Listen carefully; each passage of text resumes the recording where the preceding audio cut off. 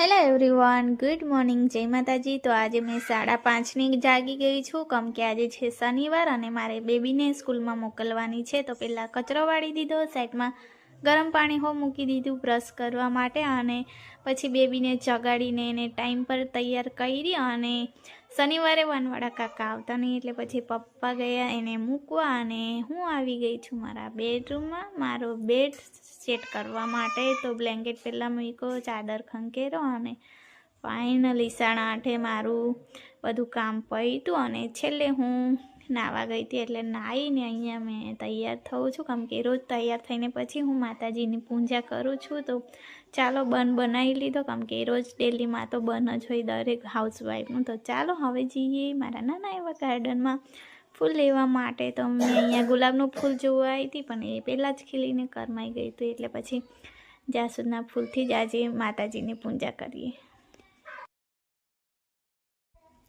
તો પૂજા મારી થઈ ગઈ છે અને હું આવી ગઈ છું મારા રસોડામાં। તો આજે તુવેરના બાકડા બનાવવાના છે, એ મમ્મીએ બાફી મૂક્યા હતા એટલે મારે વઘાર કરવાનો છે। તો એના માટે મેં ટામેટાં કાપું છું, એક સાઈડમાં વઘાર કરેલો જ છે, મારે હવે ટામેટાં એડ કરવાના છે। તો ચાલો જલ્દી મેં શાક પણ તૈયાર કરી દીધું અને રોટલી માટે લોટ તૈયાર કરું છું। તો આજે મેં જેટલા મેમ્બર છે મારા ઘરમાં એમના માટે લોટ તૈયાર કર્યો હતો, અને પછી મને ખબર પડી કે મારા નણંદ લોકો આવ્યા છે। તો મારા નણંદનો છોકરો આવ્યો હતો કે મામી અમે આવ્યા છે એવું કહેવા માટે। તો પછી મેં કીધું રોટલી અડધી કરી દો અને પછી બીજો ભાત મૂકી દઈશ એમ કરીને જેટલો લોટ મેં બાંધ્યો હતો એનાથી રોટલી બનાવી, અને પછી સાઈડમાં ભાત પણ મૂકી દીધો હતો, એટલે બધા માટે જમવાનું થઈ ગયું છે। તો અહીંયા અમારી મસ્તી ચાલે છે। તો મને ખબર નહીં, મારા છોકરાઓ જોડે મસ્તી કરવાનું બહુ જ ગમે છે। તો ચાલો બધું કામ કરતાં છે ને 9:30 થઈ ગયા હતા સવારના, એટલે